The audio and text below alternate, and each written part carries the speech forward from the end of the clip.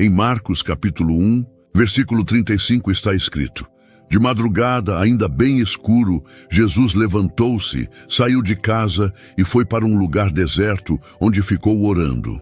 Veja bem, o Filho de Deus, aquele que tinha total comunhão com o Pai, acordava antes do sol nascer para estar a sós com Deus. Se até ele precisava disso, imagine nós. A primeira oração do dia tem um valor espiritual imensurável. É como abrir as janelas do céu sobre a sua casa. É como estabelecer um altar no meio do caos. É como colocar os exércitos celestiais em prontidão para batalhar ao seu favor. O Salmo capítulo 5, versículo 3 diz: de manhã ouves, Senhor, o meu clamor. De manhã te apresento a minha oração e aguardo com esperança.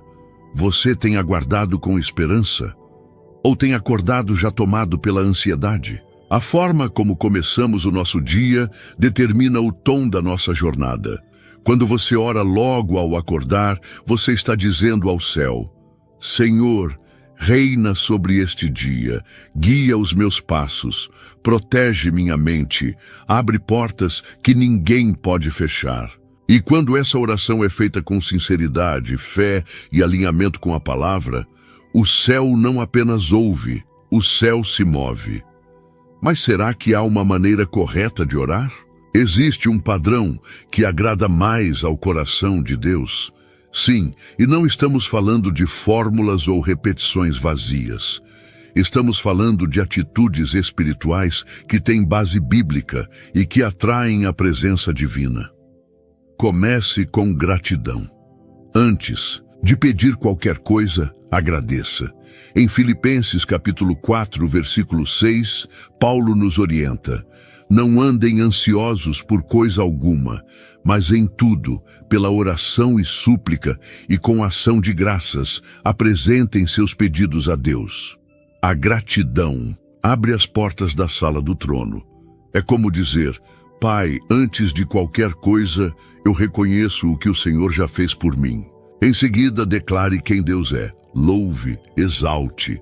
Diga com a sua própria boca: tu és santo, justo, fiel, meu refúgio, meu Pai, meu amigo. Isso não é apenas adoração, é guerra espiritual. Porque quando você exalta o nome de Deus, você diminui o tamanho dos seus problemas. Quando você eleva os olhos ao céu, os gigantes da terra perdem a força. Depois, apresente suas petições com fé. Não como quem joga palavras ao vento, mas como quem fala com um pai que ouve e responde. Hebreus capítulo 11, versículo 6, nos lembra: sem fé é impossível agradar a Deus, pois quem dele se aproxima precisa crer que ele existe e que recompensa aqueles que o buscam. Ou seja, cada vez que você ora, Deus se inclina para ouvir. E mais do que isso, ele age. Agora pense comigo. Quantas vezes você orou de manhã sem fé? Quantas vezes repetiu palavras sem se conectar com o céu? Deus não se move por quantidade de palavras, mas pela profundidade do seu coração. Não se trata de quanto tempo você ora, mas de como você se entrega nesse momento. E aqui vai algo poderoso. Ore a palavra. Quando você ora as promessas de Deus, você está literalmente declarando verdades que já foram liberadas sobre você. Isaías capítulo 55, versículo 11 diz: assim é a minha palavra que sai da minha boca. Ela não voltará para mim vazia, mas fará o que desejo e atingirá o propósito para o qual a enviei. Quando você diz, por exemplo: Senhor, eu declaro que sou mais que vencedor, como está escrito em Romanos capítulo 8, versículo 37, você está liberando o poder da Escritura sobre sua vida. Você consegue sentir o peso dessa revelação? Isso é apenas o começo do que Deus quer fazer. Ainda vamos falar sobre como o inimigo tenta sabotar sua oração logo pela manhã, quais são os bloqueios espirituais mais comuns e, principalmente, como romper com tudo isso para viver uma manhã de céu aberto todos os dias. Se você está comigo até aqui, escreva nos comentários: eu estou comprometido com a verdade, que é a palavra de Deus. conforme diz João capítulo 17, versículo 7. Agora que você entendeu o poder de começar o dia em oração com fé, gratidão e base na palavra, vamos tocar em algo que muitos evitam: os bloqueios espirituais que impedem as orações de fluírem. Sim, existe algo que pode fechar os céus, não porque Deus não nos ama, mas porque há princípios espirituais que não podem ser ignorados. E muitas vezes estamos orando de manhã, mas nossa oração está travada, sem força, sem direção. Sabe por quê? Porque o coração está pesado, ferido ou alimentando algo que desagrada ao Senhor. Jesus disse em Mateus 6, 14 e 15: Pois, se perdoarem as ofensas uns dos outros, o Pai Celestial também lhes perdoará. Mas, se não perdoarem uns aos outros, o Pai também não lhes perdoará as ofensas. Percebe? A oração eficaz nasce de um coração limpo. Você pode acordar às 5 da manhã, jejuar, orar por 1 hora. Mas se guardar rancor, amargura ou orgulho, suas palavras não alcançarão o trono. Então, antes de clamar, perdoe. Antes de pedir, libere. Antes de buscar respostas, abra espaço dentro de você para que o Espírito Santo possa agir com liberdade. Não há oração mais poderosa do que a que nasce de um coração quebrantado. O salmista declarou em Salmos 51:17: Os sacrifícios que agradam a Deus são um espírito quebrantado. Um coração quebrantado e contrito, ó Deus, não desprezarás.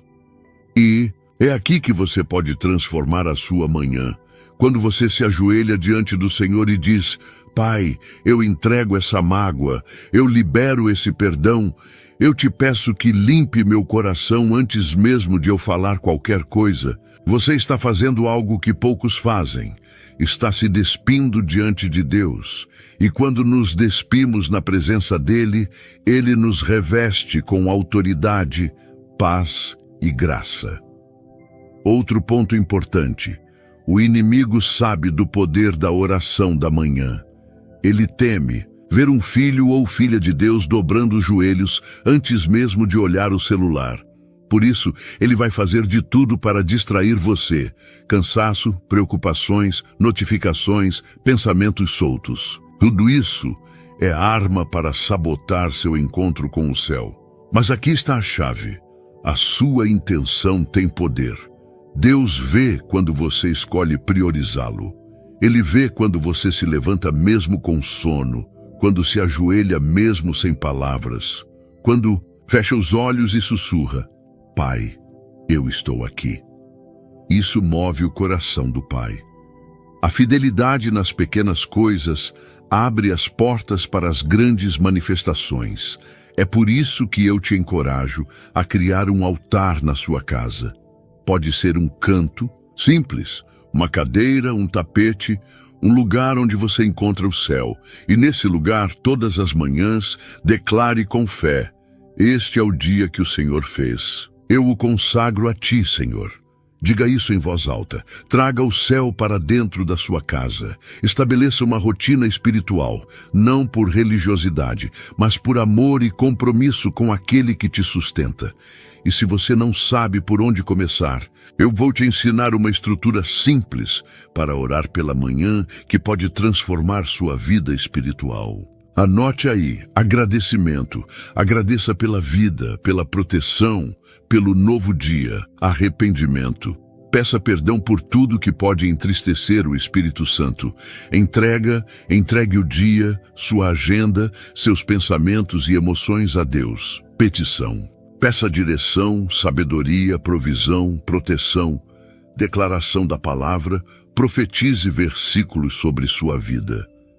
Silêncio. Fique alguns segundos em silêncio, ouvindo a voz de Deus no seu espírito.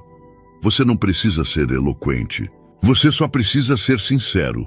Deus responde a um coração sincero, com mais intensidade do que a um discurso perfeito. É no quarto secreto, no silêncio da manhã, que grandes batalhas espirituais são vencidas antes mesmo de o mundo despertar. E agora, quero te lembrar de algo poderoso. Você não está sozinho nessa jornada. Há milhares de pessoas que, como você, estão acordando para uma vida de oração real, transformadora, viva. Aqui no canal Tempo com Deus, estamos formando uma geração que ora com poder, que vive o sobrenatural de Deus, que não se conforma com uma fé morna. Somos uma comunidade de fé e você faz parte dela. Se esta mensagem está tocando o seu coração, se você sente que Deus está te chamando para um novo nível de intimidade com Ele, eu quero te convidar a fazer parte dessa família. Mas não é uma chamada comum. Atenção! Se até agora você ainda não se inscreveu neste canal, este é o momento perfeito. Clique agora em inscrever-se, ative o sininho e marque todas as notificações. Porque nos próximos vídeos vamos revelar mistérios bíblicos sobre batalha espiritual, jejum, promessas esquecidas e segredos da intercessão, conteúdos que podem transformar a sua jornada com Deus de forma definitiva. Não apenas assista, participe, comente, ore junto. Você foi chamado para isso. E me diga nos comentários, qual é o maior desafio que você enfrenta para orar pela manhã? Eu quero orar por você. Agora que já entendemos o que destrava o céu sobre nossas manhãs, no próximo bloco, vamos mergulhar no que acontece no mundo espiritual quando você ora da maneira certa. Prepare-se, porque o que vem a seguir pode abrir os seus olhos para uma realidade que muitos cristãos ignoram por toda a vida. Você já parou para pensar no que realmente acontece nos céus quando um filho de Deus ora? Especialmente quando essa oração é feita logo ao amanhecer, antes que os ruídos do mundo ocupem a mente, quando o coração ainda está sensível e desperto para a presença divina? Amados irmãos, a paz do Senhor Jesus Cristo. Eu sou Pedro Silva e este é o canal Tempo com Deus. E agora, nesta etapa da nossa jornada, quero te convidar a mergulhar comigo num entendimento espiritual profundo. A palavra nos revela que há um mover invisível, mas real, acontecendo ao nosso redor. Anjos em ação, respostas sendo liberadas, barreiras sendo quebradas. Sim, quando você ora assim pela manhã, os céus se movimentam ao seu favor. Veja o que está escrito no livro do profeta Daniel, capítulo 10, versículos 12 e 13. Então me disse, não temas, Daniel, porque desde o primeiro dia em que aplicaste o teu coração a compreender e a humilhar-te perante o teu Deus, foram ouvidas as tuas palavras. E por causa das tuas palavras é que eu vim. Mas o príncipe do reino da Pérsia me resistiu por 21 dias. Aqui vemos algo extraordinário. A oração de Daniel foi ouvida no primeiro dia, mas houve uma batalha espiritual nos céus para que a resposta chegasse até ele. Você entende isso? A sua oração não é uma simples conversa. Ela é um decreto no mundo espiritual. Ela ativa os exércitos celestiais e o inimigo sabe disso. Por isso, ele tenta te manter ocupado, distraído, com sono ou até mesmo desmotivado espiritualmente. Mas quando você resiste a essas artimanhas e se coloca de pé ou de joelhos diante de Deus nas primeiras horas do dia, você está tocando o coração do céu e abalando os alicerces do inferno. Há uma força tremenda em levantar-se cedo para buscar o Senhor. Jesus mesmo fazia isso. Está em Marcos capítulo 1, versículo 35. De madrugada, ainda bem escuro, Jesus levantou-se, saiu de casa e foi para um lugar deserto, onde ficou orando. Se o próprio Filho de Deus sentia a necessidade de orar ao Pai logo pela manhã, o que nos faz pensar que podemos viver um dia inteiro sem nos conectar com Ele primeiro? A oração matinal não é apenas uma rotina devocional, é uma arma de guerra. É o momento onde você coloca sua armadura espiritual, descrita em Efésios, capítulo 6. É quando você declara: hoje não vou andar na carne, mas no Espírito. Hoje o medo não vai dominar minha mente. Hoje não viverei pelos meus sentimentos, mas pela fé em Cristo. Quantas decisões erradas são tomadas simplesmente porque não oramos ao acordar? Quantas palavras lançadas que ferem, quantas reações impensadas, quantas oportunidades perdidas, quantas ciladas não discernidas, tudo porque deixamos passar o momento de consagração no início do dia. Irmão, irmã, quando você ora assim de manhã, você está ativando um escudo ao seu redor. Você está se alinhando com a vontade de Deus para as próximas 24 horas. E mais, a sua oração não afeta apenas você. Quando um crente ora de manhã, ele abençoa sua casa, sua família, seu local de trabalho, seus projetos. Em Gênesis capítulo 19, versículo 29, a Bíblia diz que, quando Deus destruiu as cidades da planície, ele lembrou-se de Abraão e tirou Ló do meio da catástrofe. Veja que impressionante. Foi por causa da intercessão de Abraão que Deus salvou Ló. Ou seja, a sua oração pode salvar pessoas que você ama, mesmo quando elas estão distantes ou até mesmo desviadas. Você está entendendo o nível disso? Quando você ora com propósito, com sinceridade, com fé, o céu se curva para ouvir. O trono de Deus se abre para receber sua voz. As cadeias espirituais começam a se romper, os anjos são comissionados e o Espírito Santo começa a alinhar o seu coração com os planos do Pai. Mas há algo mais. E talvez isso seja o que você mais precisa ouvir hoje. A sua oração da manhã é também o momento onde Deus renova a sua identidade espiritual. Porque durante o dia somos bombardeados com mentiras do inimigo. Você não é suficiente. Você está sozinho. Deus te esqueceu. Não vai dar certo. Mas ao orar logo cedo, Deus te lembra: você é meu filho amado. Eu estou com você. Eu sou o seu pastor e nada lhe faltará. A oração tem esse poder: calar a voz do inimigo e amplificar a voz de Deus dentro de você. E agora eu te pergunto: quantos dias você tem começado no piloto automático sem buscar a presença dele primeiro? Quantas bênçãos você pode ter perdido por simplesmente não alinhar seu espírito com o céu nas primeiras horas da manhã? Deixe nos comentários sua resposta. E se você ainda não escreveu, declare: eu estou comprometido com a verdade, que é a palavra de Deus. João capítulo 17, versículo 17. Antes de passarmos à última parte deste vídeo, a mais forte e impactante, quero deixar algo no seu coração. Nunca subestime uma oração feita de madrugada ou pela manhã. Nunca ache que Deus não está ouvindo, porque no tempo certo a resposta vem, e vem com força. Na próxima parte, vamos revelar o tipo de oração que estremece o mundo espiritual, move os céus com velocidade e abre caminhos onde só havia deserto.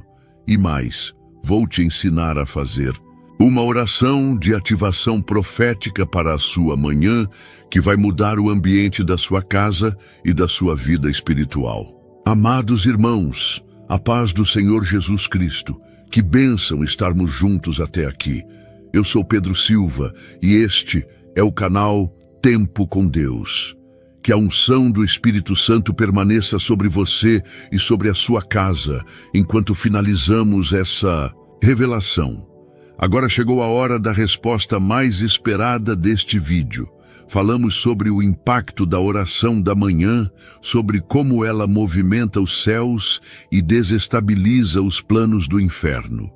Mas existe uma forma de orar pela manhã que ativa um mover sobrenatural imediato. E é isso que vamos compartilhar agora. Não é qualquer oração.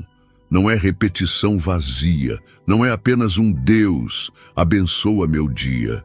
O tipo de oração que move o céu de verdade ao seu favor logo ao amanhecer precisa de 3 elementos fundamentais. intimidade, autoridade e entrega absoluta. Vamos começar com a intimidade.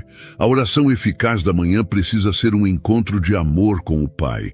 Em Mateus capítulo 6, versículo 6, Jesus ensina: "Mas tu, quando orares, entra no teu quarto e, fechando a porta, ora a teu Pai, que está em secreto. E teu Pai, que vê em secreto, te recompensará publicamente." Essa é a chave da intimidade. Não comece o dia correndo para o mundo. Corra primeiro para os braços do Pai. Depois vem a autoridade. Efésios, capítulo 2, versículo 6, nos lembra que fomos ressuscitados com Cristo e assentados com Ele nas regiões celestiais. Isso significa que você não ora do ponto de vista da derrota, mas da vitória. Você não pede como mendigo espiritual. Você declara como filho herdeiro do reino. A oração da manhã precisa conter decretos firmes, palavras com fé, declarações proféticas baseadas na palavra. Por fim, vem a entrega. Essa é a parte mais desafiadora, porque envolve render sua vontade. Em Lucas, capítulo 22, versículo 42, Jesus, prestes a ser entregue, ora: "Pai, se queres, passa de mim este cálice, todavia não se faça a minha vontade, mas a tua." A verdadeira oração da manhã que muda destinos não é a que pede "o que eu quero", mas a que diz: "Senhor, conduza meu dia conforme a tua vontade. Eis-me aqui." Quando você une esses três ingredientes, o céu se move.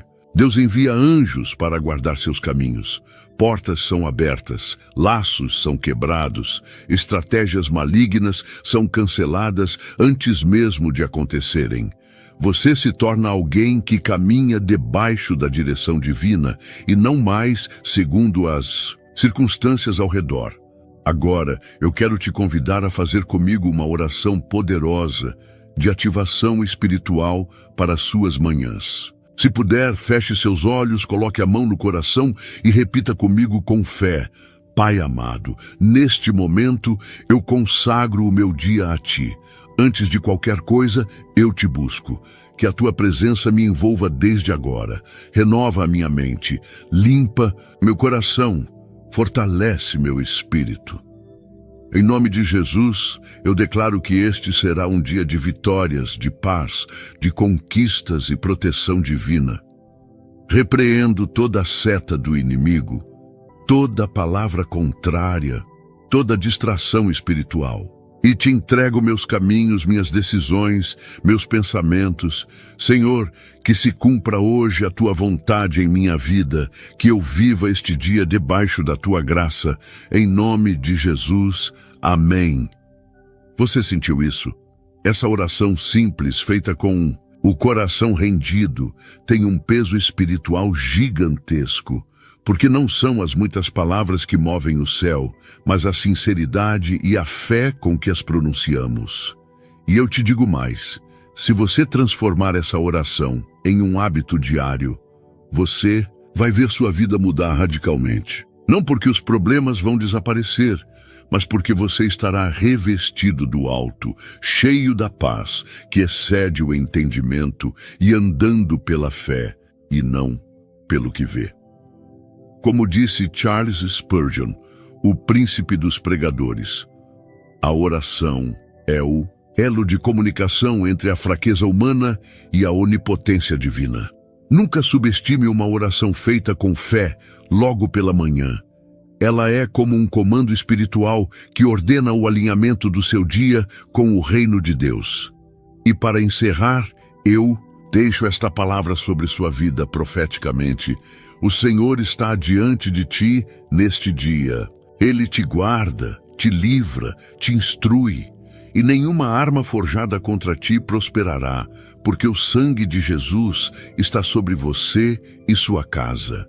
A bênção de Deus Pai, Filho e Espírito Santo está sobre você agora. Em nome de Jesus, amém. Se Esta mensagem tocou o seu coração. Inscreva-se agora no canal Tempo com Deus, ative o sininho, deixe seu like e compartilhe este vídeo com alguém que precisa começar o dia sob a direção de Deus. Escreva aqui nos comentários: eu estou comprometido com a verdade, que é a palavra de Deus. João, capítulo 17, versículo 17. E não saia daqui sem ver os 2 vídeos que estão na tela final. Um deles continua essa linha de oração e despertamento espiritual. E o outro revela um dos maiores mistérios ocultos nas orações de Jesus. Você precisa assistir. E se você ainda não entregou sua vida a Cristo, faça isso agora mesmo. Diga: Senhor Jesus, eu te aceito como meu único e suficiente Salvador. Perdoa meus pecados, escreve meu nome no livro da vida e guia meus passos a partir de hoje. Procure uma igreja cristã próxima de você. Não caminhe sozinho. Você é precioso para Deus e Ele tem uma jornada gloriosa para a sua vida. Que a paz do Senhor te acompanhe. Até a próxima, aqui no canal Tempo com Deus. Deus te abençoe ricamente. Por que Ele nos leva à solidão antes de nos usar? Porque quando há muitas vozes, você não consegue ouvir a voz certa. Quando há muitas opiniões, você não consegue discernir a direção certa. Quando há muitas distrações, você não consegue focar no propósito certo. Então Deus cria o silêncio. E nesse silêncio, Ele vai testar se você consegue confiar nele sem ver. Se você consegue crer nele sem entender. Se você consegue segui-lo sem mapas. Moisés passou 40 anos no deserto antes de liderar Israel. 40 anos cuidando de ovelhas que não eram suas, em uma terra que não era a sua, longe de tudo o que ele conhecia. Ele tinha sido príncipe no Egito, tinha educação, poder, influência. Mas Deus o tirou de tudo isso e o colocou no deserto. Por quê? Porque Deus precisava quebrar a dependência de Moisés nos sistemas humanos. Precisava ensinar Moisés a ouvir sua voz acima de todas as outras vozes. Precisava fazer de Moisés um homem que não se impressionava com Faraó, porque já tinha visto a glória de Deus. Davi passou anos nas cavernas antes de sentar no trono. Ele foi ungido rei quando ainda era jovem. O profeta Samuel derramou o óleo sobre sua cabeça e declarou que ele seria o próximo rei de Israel. Mas entre a unção e a coroação, houve anos de fuga, anos de solidão, anos de se esconder em cavernas, cercado apenas por um punhado de homens desesperados. E foi exatamente ali, na solidão das cavernas, que Davi escreveu os salmos que até hoje consolam milhões. Foi ali que ele aprendeu a clamar a Deus. Foi ali que ele desenvolveu uma intimidade com Deus que fez dele um homem segundo o coração de Deus. Paulo passou 3 anos na Arábia antes de começar seu ministério. 3 anos no deserto, 3 anos sem plateia, 3 anos sem aplausos. E o que ele fez ali? Ele encontrou Jesus de uma forma tão profunda que quando finalmente começou a pregar, sua mensagem não vinha de homens, mas de uma revelação direta de Deus. Gálatas 1:11-12 declara: Irmãos, quero que saibam que o evangelho por mim anunciado não é de origem humana. Não o recebi de pessoa alguma, nem me foi ensinado. Ao contrário, eu o recebi de Jesus Cristo por revelação. E Jesus, o próprio Filho de Deus, passou 40 dias no deserto antes de iniciar seu ministério público. 40 dias sozinho. 40 dias jejuando. 40 dias sendo tentado pelo diabo. Mas foi ali, no deserto, que Jesus se preparou para enfrentar a cruz. Foi ali que ele consolidou sua missão. Foi ali que ele escolheu obedecer ao Pai acima de tudo. Isaías 30:15 declara: No retorno e no descanso vocês serão salvos, na tranquilidade e na confiança está a força de vocês. Mas muitos de nós tememos a solidão, tememos o silêncio. Corremos para o barulho porque não sabemos como lidar com o vazio. Enchemos nossa vida de atividades, de relacionamentos, de distrações, porque temos medo de ficar a sós com nós mesmos e com Deus. Mas é exatamente no vazio que Deus fala mais alto. É no deserto que ele revela quem ele realmente é. É na solidão que ele nos transforma. Você sabe por quê? Porque quando você está sozinho, suas máscaras caem. Quando você está sozinho, suas defesas desmoronam. Quando você está sozinho, você não pode mais fingir. Você não pode mais se esconder atrás de títulos, de posições, de conquistas. É só você e Deus. E nesse lugar de vulnerabilidade total, Deus pode finalmente trabalhar em você de uma forma que não seria possível se houvesse distrações. A solidão também testa sua motivação. Muitos servem a Deus quando há reconhecimento. Muitos pregam quando há microfone e plateia. Muitos adoram quando há câmeras. Mas Deus quer saber: você me serve quando não há ninguém assistindo? Você me louva quando não há ninguém para ouvir? Você me busca quando não há recompensa visível? Se você está se sentindo sozinho, agora saiba: Deus está com você. Se você está se sentindo isolado, saiba: Deus está trabalhando. Se você está se sentindo esquecido, saiba: Deus está preparando algo que ninguém pode imaginar. O teste da solidão não é para quebrar você. É para construir em você uma intimidade com Deus que nada nem ninguém poderá roubar. É para fazer de você alguém que não depende de aprovação humana para continuar firme. É para transformar você em alguém que conhece a voz de Deus tão profundamente que nenhuma outra voz pode confundi-lo. Oséias 2,14 revela o coração de Deus. Portanto, vou seduzi-la. Vou levá-la para o deserto e falar-lhe ao coração. Você viu isso? Deus diz que vai levá-la ao deserto para falar ao coração. Não é punição, é romance. Deus quer você só para Ele por um tempo. Ele quer ter sua atenção completa. Ele quer sussurrar verdades em seu coração que você nunca ouviria no meio do barulho. E quando esse tempo de solidão terminar, você vai emergir diferente. Você vai emergir mais forte. Você vai emergir com uma convicção inabalável de quem Deus é e de quem você é nele. E quando Deus finalmente te colocar no palco que Ele preparou para você, as multidões não vão te distrair. Os aplausos não vão te envaidecer. As críticas não vão te abalar, porque você já passou pelo teste da solidão. E você sabe que a aprovação que importa não vem das pessoas, vem de Deus. O segundo teste é o teste da humilhação. Deus vai permitir que você seja rebaixado antes de ser exaltado. Ele vai permitir que você seja mal compreendido, que você seja julgado, que você seja rejeitado. Não porque você merece, mas porque Ele está matando o orgulho que ainda resta em você. E essa é uma verdade difícil de aceitar, porque nós vivemos em uma cultura que nos ensina a nos promover, a nos exaltar, a defender nossa reputação a todo custo. Mas o reino de Deus funciona de forma oposta. No reino de Deus, o caminho para cima é para baixo. O caminho para a grandeza é através da pequenez. O caminho para a honra é através da humilhação. José foi vendido como escravo por seus próprios irmãos. Pense nisso. Ele era o filho amado de Jacó. Tinha recebido uma túnica especial. Tinha recebido sonhos de Deus, mostrando que ele seria grande. Mas seus irmãos o odiavam por causa disso. E num dia, eles o jogaram em uma cisterna e depois o venderam para mercadores ismaelitas. José, que tinha sonhado com autoridade, agora estava sendo vendido como propriedade. José, que tinha visto seus irmãos se curvando diante dele em sonhos, agora estava acorrentado e sendo levado para o Egito como escravo.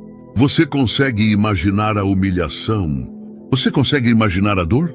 Você consegue imaginar as perguntas que passavam pela mente de José? Deus, onde estão os sonhos que tu me deste? Deus, onde está a promessa? Deus, como eu posso ser líder se estou acorrentado? Mas aqui está o que José não sabia naquele momento. A humilhação não era o fim da história, era o começo. Deus estava usando aquela cisterna para matar o orgulho em José. Estava usando aquelas correntes para ensinar José a depender dele. Estava usando aquele rebaixamento para preparar José para uma promoção que seria tão grande que ele precisaria de um caráter ainda maior para sustentá-la. Davi foi desprezado por seus próprios irmãos. Lembra quando Samuel foi à casa de Jessé para ungir um dos filhos como o próximo rei? Jessé chamou todos os seus filhos, menos Davi. Por quê? Porque Davi era o mais novo. Porque Davi não era considerado importante. Ele estava no campo, cuidando de ovelhas, enquanto seus irmãos estavam em casa para a visita do profeta. E quando Samuel disse que Deus não havia escolhido nenhum dos filhos presentes, Jessé teve que mandar buscar Davi, como se ele fosse uma opção secundária, como se ele nem merecesse estar ali.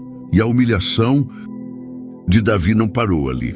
Quando ele foi levar comida para seus irmãos no campo de batalha e ouviu Golias desafiando Israel, Davi perguntou: quem é esse filisteu incircunciso para desafiar os exércitos do Deus vivo? Mas em vez de apoio, ele recebeu desprezo. Seu irmão mais velho, Eliabe, o repreendeu publicamente, dizendo: por que você desceu até aqui? Com quem você deixou aquelas poucas ovelhas no deserto? Conheço a sua presunção e a maldade do seu coração. Você desceu apenas para ver a batalha. Imagine a dor dessas palavras. Imagine ser acusado de presunção e maldade, quando tudo o que você está fazendo é defender a honra de Deus. Imagine ser humilhado publicamente pelo seu próprio irmão. Mas Davi não reagiu. Ele não se defendeu. Ele não se vingou. Ele simplesmente se virou e continuou perguntando sobre Golias. Por quê? Porque Davi sabia quem ele era em Deus, mesmo quando sua família não sabia. E Jesus, o Filho de Deus, foi humilhado de uma forma que nenhum de nós jamais experimentará. Filipenses 2:6-8 nos mostra que, sendo em forma de Deus, não teve por usurpação ser igual a Deus, mas esvaziou-se a si mesmo, tomando a forma de servo, fazendo-se semelhante aos homens. E achado na forma de homem, humilhou-se a si mesmo, sendo obediente até a morte, e morte de cruz. Jesus tinha todo o direito de ser exaltado. Ele era Deus, mas ele escolheu a humilhação. Ele escolheu se esvaziar. Ele escolheu tomar a forma de servo. Ele escolheu ser obediente até a morte e morte de cruz. A cruz era a forma mais humilhante de execução no Império Romano. Era reservada para os criminosos mais desprezíveis. E Jesus, o Rei dos Reis, morreu dessa forma. Zombado, ridicularizado, despido, pregado em madeira como se fosse o pior dos criminosos. Mas a história não termina na cruz. Filipenses 2:9-11 continua: pelo que também Deus o exaltou sobremaneira e lhe deu um nome que é sobre todo o nome, para que ao nome de Jesus se dobre todo o joelho dos que estão nos céus e na terra e debaixo da terra, e toda língua confesse que Jesus Cristo é o Senhor, para a glória de Deus Pai. A humilhação veio antes da exaltação. O vale veio antes do monte. A cruz veio antes da coroa. E da mesma forma, Deus vai permitir que você seja humilhado antes de ser exaltado. Por quê? Porque a humilhação testa se sua identidade está em Cristo ou nas opiniões das pessoas. Se você precisa de aprovação humana para se sentir valioso, então você não está pronto para ser usado por Deus. Mas se você sabe quem você é em Cristo, mesmo quando o mundo diz o contrário, então você passou no teste. A humilhação também revela o que há em seu coração. Quando você é exaltado, todos são seus amigos. Quando você é reconhecido, todos te apoiam. Quando você está no topo, todos querem estar perto de você. Mas quando você é humilhado, o verdadeiro caráter é revelado. E Deus precisa saber: quando você for humilhado, você vai amarguar ou vai amadurecer? Quando você for rejeitado, você vai se vingar ou vai perdoar? Quando você for mal compreendido, você vai se justificar desesperadamente ou vai confiar que Deus é o seu defensor? Provérbios 29:23 declara: o orgulho do homem o abaterá, mas o humilde de espírito obterá honra. O orgulho leva à queda, mas a humildade leva à honra. E a humilhação é o instrumento que Deus usa para produzir humildade em nós. Porque quando somos humilhados, somos forçados a encarar nossa fraqueza.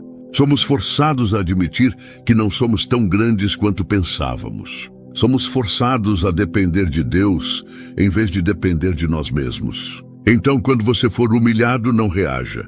Quando você for rebaixado, não se vingue. Quando você for mal interpretado, não gaste todas as suas energias se justificando. Deixe Deus ser o seu defensor. Deixe Deus ser o seu advogado. Deixe Deus ser o seu juiz, porque Ele está vendo tudo. Ele está anotando tudo. E no tempo certo, Ele vai exaltar você de uma forma que ninguém poderá contestar. Salmos 75, 6, 7 promete: pois não é do Oriente, nem do Ocidente, nem do deserto que vem a exaltação. Mas é Deus quem julga. A um abate e a outro exalta. A sua promoção não vem das pessoas. Vem de Deus. E quando Deus te exaltar, ninguém poderá te rebaixar. Quando Deus te promover, ninguém poderá te demitir. Quando Deus te estabelecer, ninguém poderá te derrubar. Mas antes da exaltação vem a humilhação. E se você está sendo humilhado agora, não desista. Não se desespere. Não perca a fé, porque Deus está trabalhando. Ele está matando o orgulho. Ele está produzindo humildade. Ele está te preparando para uma promoção tão grande que você precisará de um caráter ainda maior para sustentá-la. O teste da humilhação não é para destruir você, é para reconstruir você. É para fazer de você alguém que glorifica a Deus e não a si mesmo. É para transformar você em um vaso que Deus pode usar sem medo de que a glória suba à sua cabeça. O terceiro teste é o teste da injustiça. Deus vai permitir que coisas injustas aconteçam com você. Você vai ser acusado de algo que não fez. Você vai ser punido por algo que não causou. Você vai sofrer por causa de decisões de outras pessoas. E nesse momento, Deus vai testar se você consegue confiar nele quando a vida não faz sentido. Essa é uma das provas mais difíceis de suportar. Por quê? Porque nós temos um senso natural de justiça. Nós acreditamos que se fizermos o certo, vamos receber o certo de volta. Acreditamos que se formos fiéis, seremos recompensados. Acreditamos que se obedecermos a Deus, as coisas vão dar certo. Mas a realidade é que às vezes você vai fazer tudo certo e mesmo assim vai sofrer. Às vezes você vai ser fiel e mesmo assim vai ser traído. Às vezes você vai obedecer a Deus e mesmo assim as coisas vão piorar antes de melhorar. José passou por essa prova de forma devastadora. Ele foi vendido como escravo por seus irmãos. Mas mesmo na casa de Potifar, mesmo como escravo, José permaneceu fiel a Deus. Gênesis 39, 2 e 3 diz: o Senhor estava com José, de modo que este prosperou, e passou a morar na casa do seu senhor egípcio. Este, vendo que o Senhor estava com ele, e que o fazia prosperar em tudo o que empreendesse, agradou-se de José. José foi promovido. Foi colocado como administrador de toda a casa. Tudo estava indo bem. Mas então veio o teste. A esposa de Potifar tentou seduzi-lo. Dia após dia ela o pressionava. Dia após dia ela tentava levá-lo ao pecado. E José resistiu. Gênesis 39, 9. Registra a resposta de José. Como poderia eu, pois, cometer tamanha maldade e pecar contra Deus? José escolheu a integridade. Escolheu obedecer a Deus. Escolheu fazer o certo. E qual foi o resultado? Você esperaria que Deus o recompensasse imediatamente, certo? Você esperaria que Deus o promovesse ainda mais por causa de sua fidelidade. Mas o que aconteceu foi o oposto. A mulher de Potifar, furiosa por ter sido rejeitada, mentiu sobre José.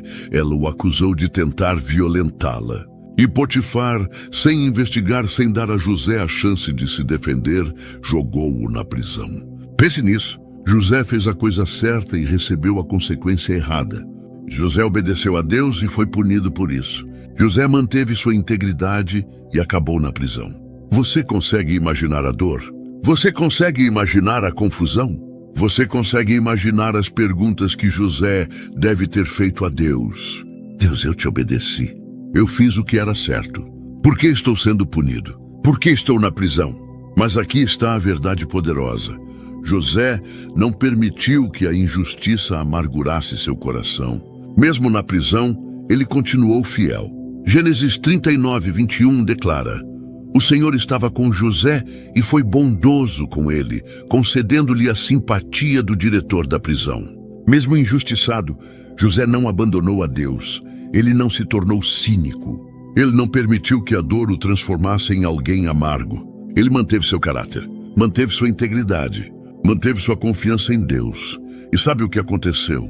Anos depois, Deus o tirou da prisão e o colocou como governador do Egito, a segunda pessoa mais poderosa de toda a nação. E quando seus irmãos vieram ao Egito para comprar comida durante a fome, José estava em posição de se vingar. Ele poderia tê-los destruído, poderia tê-los matado, poderia tê-los jogado na prisão da mesma forma que ele foi jogado. Mas ele não fez isso. Em vez disso, Gênesis 50:20 registra as palavras de José. Vocês planejaram o mal contra mim, mas Deus o tornou em bem para que hoje fosse preservada a vida de muitos. José entendeu algo que muitos de nós ainda precisamos entender. Deus usa a injustiça para cumprir seu propósito. O que os irmãos de José fizeram foi errado. O que a esposa de Potifar fez foi injusto. Mas Deus usou tudo isso para posicionar José exatamente onde ele precisava estar, para salvar não apenas sua família, mas nações inteiras. A injustiça não foi desperdício, foi redirecionamento. Jó é outro exemplo poderoso. A Bíblia diz que Jó era íntegro e justo. Temia a Deus e evitava fazer o mal. Jó 1:1. Ele era um homem bom, um homem fiel, um homem que honrava a Deus. Mas mesmo assim, ele perdeu tudo. Perdeu sua riqueza, perdeu seus filhos, perdeu sua saúde. E seus amigos vieram e o acusaram, dizendo que ele devia ter pecado em segredo para estar sofrendo tanto, que Deus devia estar punindo ele por algo que ele fez. Mas Jó não tinha feito nada de errado. Ele estava sofrendo injustamente. E no meio de toda aquela dor, no meio de toda aquela confusão, Jó clamou a Deus. Ele questionou, ele lutou, mas ele não abandonou a fé. Jó 13:15 declara, ainda que ele me mate, nele esperarei. Mesmo quando não entendia, Jó escolheu confiar. E no final, Deus restaurou tudo. Jó 42:10 diz, o Senhor restaurou a sorte de Jó e lhe deu em dobro tudo o que tinha antes. Salmos 37:5-6 promete, entregue o seu caminho ao Senhor. Confie nele e ele agirá. Ele fará a sua justiça brilhar como o sol do meio-dia e a sua retidão como a luz do dia. Essa é a promessa para quem passa no teste da injustiça. Deus vai fazer sua justiça brilhar. Ele vai vindicar você. Ele vai mostrar a verdade. Mas você precisa esperar no tempo dele. Você precisa confiar no processo dele. Você precisa crer que ele está no controle, mesmo quando parece que tudo está fora de controle. A injustiça não é para quebrar sua fé. É para fortalecer sua dependência em Deus. Porque quando você aprende a confiar em Deus mesmo, quando tudo está contra você, você se torna alguém que Deus pode usar em qualquer circunstância. Você se torna alguém que não desiste quando as coisas ficam difíceis. Alguém que não abandona o chamado quando o caminho fica estreito. Alguém que não perde a fé quando a justiça parece tardar. Então, se você está sofrendo injustiça agora, não amargure seu coração. Não se torne cínico. Não permita que a dor te transforme em alguém que você não é. Mantenha seu coração puro. Mantenha sua consciência limpa. Mantenha sua confiança em Deus, porque Ele está vendo e Ele vai agir. Romanos 12:19 nos instrui. Não tomem vingança, meus amigos, mas deixem a ira de Deus agir. Pois está escrito, minha é a vingança, eu retribuirei, diz o Senhor. O quarto teste é o teste da demora. Deus vai prometer algo e depois vai fazer você esperar. Ele vai mostrar o destino e depois vai alongar a jornada. Ele vai acender a esperança e depois vai testar se você consegue manter essa esperança viva, mesmo quando o tempo passa e nada muda. E essa é uma prova que testa a paciência, a perseverança e, acima de tudo, a confiança. Porque é fácil crer em Deus quando a resposta vem rápido. É fácil ter fé quando o milagre acontece imediatamente. Mas o que acontece quando você ora e os céus parecem silenciosos? O que acontece quando você clama e nada muda? O que acontece quando Deus promete, mas os anos passam e a promessa ainda não se cumpriu? Abraão é o exemplo mais poderoso disso. Deus lhe prometeu um filho. Gênesis 15, 4, 5 registra: veio a palavra do Senhor a ele dizendo: um filho gerado por você mesmo será o seu herdeiro. O Senhor o levou para fora da tenda e disse: olhe para o céu e conte as estrelas, se é que pode contá-las. E prosseguiu: assim será a sua descendência. Que promessa incrível! Abraão teria um filho. E não apenas isso, ele teria descendentes tão numerosos quanto as estrelas do céu. Abraão creu na promessa. Ele confiou em Deus. Ele esperou. Mas o filho não veio. 1 ano se passou. 2 anos. 5 anos. 10 anos. E nada. Sara continuava estéril. A promessa continuava distante. E no meio dessa espera, Abraão cometeu erros. Ele tentou ajudar Deus. Sara sugeriu que ele tivesse um filho com Agar, a serva. E Abraão concordou. Nasceu Ismael. Mas Ismael não era o filho da promessa. Ele era o filho da impaciência. Ele era o fruto de tentar acelerar o plano de Deus. Passaram-se 25 anos. 25 anos de espera. 25 anos de fé testada. 25 anos de escolher crer quando tudo parecia impossível. Abraão tinha 100 anos. Sara tinha 90. Humanamente falando, era impossível. Mas Gênesis 21, 2 declara: o Senhor foi bondoso com Sara, como lhe dissera, e fez por ela o que prometera. Sara engravidou e deu um filho a Abraão em sua velhice, na época fixada por Deus em sua promessa. A promessa se cumpriu, mas a demora não foi desperdício. Foi desenvolvimento. Durante aqueles 25 anos, Deus estava trabalhando no caráter de Abraão. Estava ensinando-o a confiar não nas circunstâncias, mas no Deus que controla as circunstâncias. Estava transformando-o no pai da fé, em alguém que crê mesmo quando não vê. Abacuque 2:3 declara: pois a visão ainda está para cumprir-se no tempo determinado. Ela fala do fim e não falhará. Ainda que demore, espere-a, porque certamente virá e não se atrasará. A promessa de Deus não falha, mas ela tem um tempo determinado. E enquanto você espera, Deus está trabalhando em você aquilo que é necessário para sustentar aquilo que Ele prometeu. Porque uma promessa grande exige um caráter grande. Um chamado alto exige uma maturidade alta. Uma unção poderosa exige um vaso preparado. Então Deus usa o tempo de espera para moldar você, para ensinar você, para transformar você. A demora não é negação, é preparação. Davi foi ungido rei quando ainda era um adolescente. O profeta Samuel derramou óleo sobre sua cabeça na presença de seus irmãos. A Bíblia diz que, daquele dia em diante, o Espírito do Senhor se apossou de Davi. 1 Samuel 16:13. Davi tinha a unção, tinha a promessa, tinha a confirmação profética. Ele seria rei. Mas entre a unção e a coroação, passaram-se aproximadamente 15 anos. 15 anos de fuga, 15 anos de perseguição, 15 anos de se esconder de Saul, que queria matá-lo. E durante todo esse tempo, Davi poderia ter questionado a promessa. Ele poderia ter dito: Deus, tu me ungiste rei, mas estou vivendo como um fugitivo. Tu me prometeste o trono, mas estou escondido em cavernas. Davi teve 2 oportunidades de matar Saul e tomar o trono pela força. Seus homens disseram: esta é a oportunidade que Deus está dando a você. Mas Davi recusou. Por quê? Porque ele entendeu algo profundo. A promessa de Deus não precisa de ajuda humana.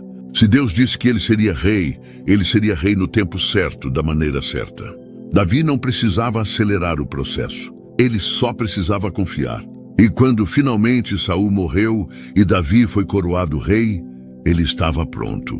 Ele tinha aprendido a liderar durante aqueles anos nas cavernas. Tinha aprendido a confiar em Deus durante aqueles anos de fuga. Tinha desenvolvido um caráter durante aqueles anos de espera que o qualificou para o trono. Se ele tivesse sido coroado imediatamente após a unção, ele não estaria preparado. A demora foi necessária. José teve sonhos de que seria líder quando era jovem. Mas entre os sonhos e a realização, passaram-se 13 anos. 13 anos como escravo. 13 anos na prisão. 13 anos de espera. E quando finalmente foi promovido a governador do Egito, ele estava pronto. Ele tinha aprendido administração na casa de Potifar. Tinha desenvolvido caráter na prisão. Tinha sido moldado durante os anos de espera. A mulher com fluxo de sangue em Marcos 5 sofreu por 12 anos. 12 anos de dor. 12 anos de exclusão social. 12 anos de esperanças frustradas. Ela gastou tudo o que tinha com médicos, mas ninguém pôde curá-la. Mas ela não desistiu. Ela continuou buscando. E quando finalmente ouviu falar de Jesus, ela disse: "Se eu tão somente tocar as suas vestes, ficarei curada."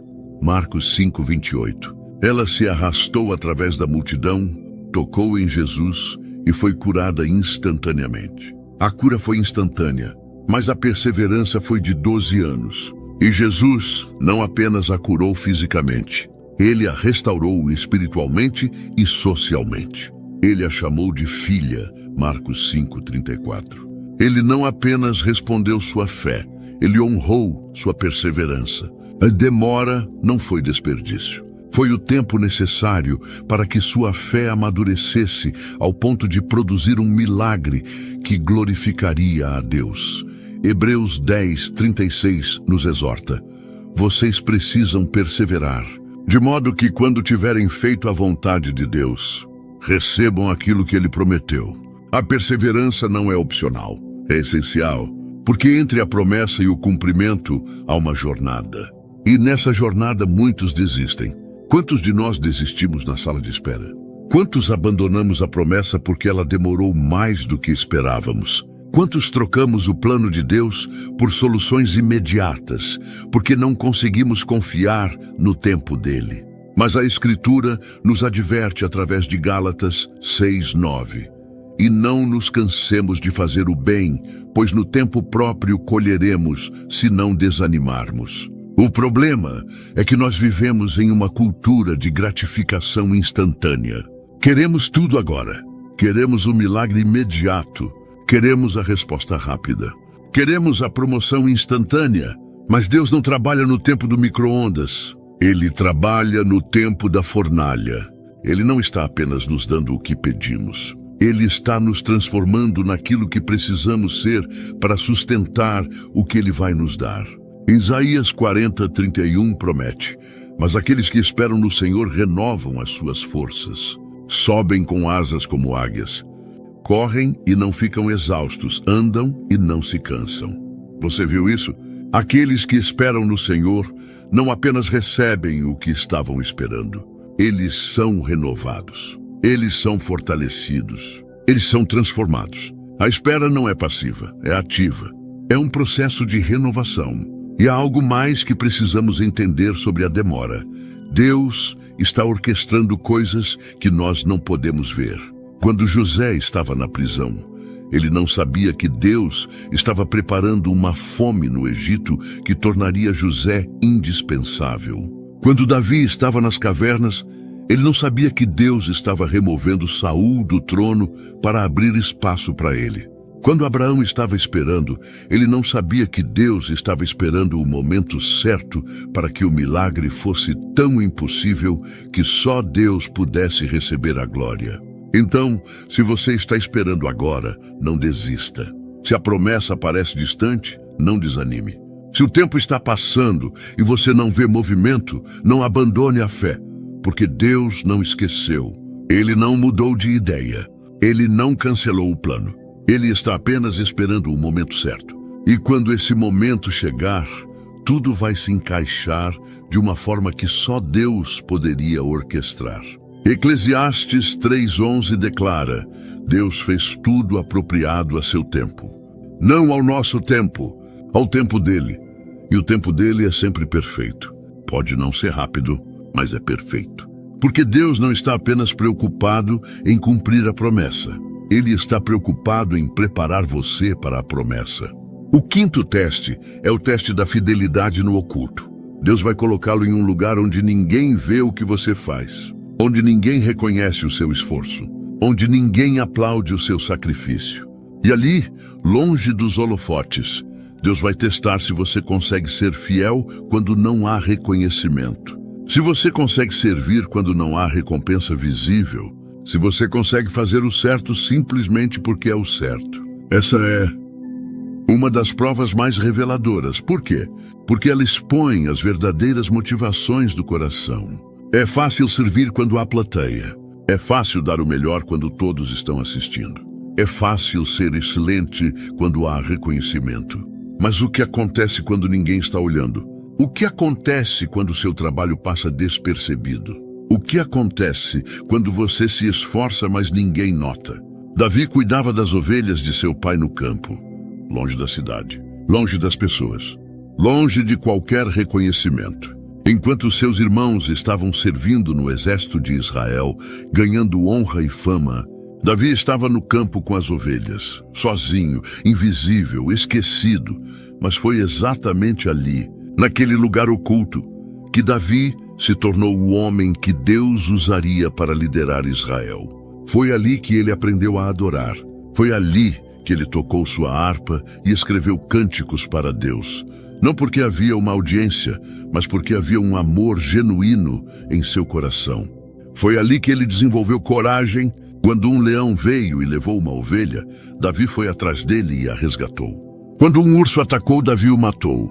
Ninguém viu, ninguém aplaudiu, mas Deus viu.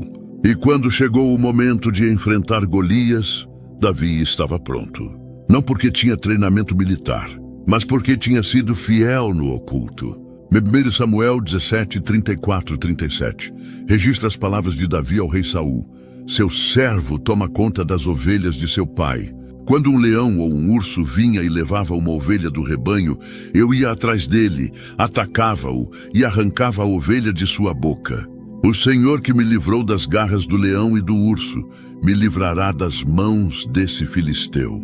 A fidelidade de Davi no campo, onde ninguém via, preparou-o para a batalha no vale, onde todos estavam assistindo. O que ele fez no oculto qualificou-o para o que Deus faria em público. Porque Deus não promove pessoas baseado no que elas fazem quando todos estão olhando.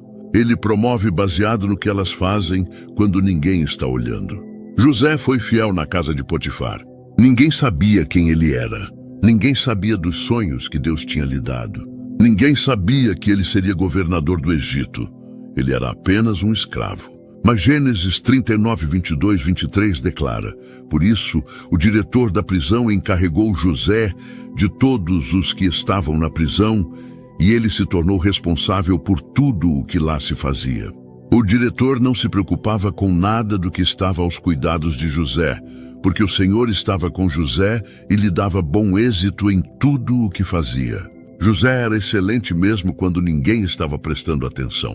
Ele era fiel mesmo quando não havia reconhecimento. Ele trabalhava com integridade mesmo quando não havia recompensa. Por quê? Porque José não estava trabalhando para impressionar pessoas. Ele estava trabalhando para honrar a Deus. E Deus viu, e Deus anotou. E quando chegou o tempo certo, Deus o promoveu.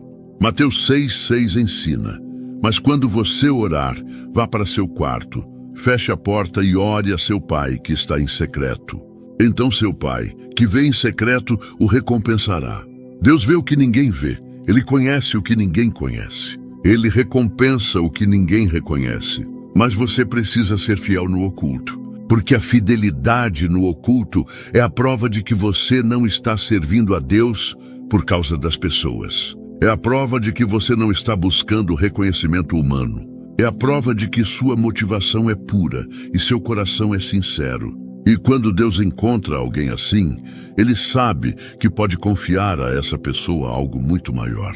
Colossenses 3, 23, 24 exorta: tudo o que fizerem, façam de todo o coração, como para o Senhor, e não para os homens, sabendo que receberão do Senhor a recompensa da herança. É a Cristo, o Senhor, que vocês estão servindo. Você está servindo a Cristo, não ao seu chefe, não à sua igreja, não às pessoas que podem promovê-lo, Você está servindo a Cristo e Ele vê tudo. Então não despreze o lugar oculto. Não deseje os holofotes antes do tempo. Não busque reconhecimento antes da aprovação de Deus. Seja fiel onde você está. Faça o melhor que você pode, mesmo que ninguém esteja olhando.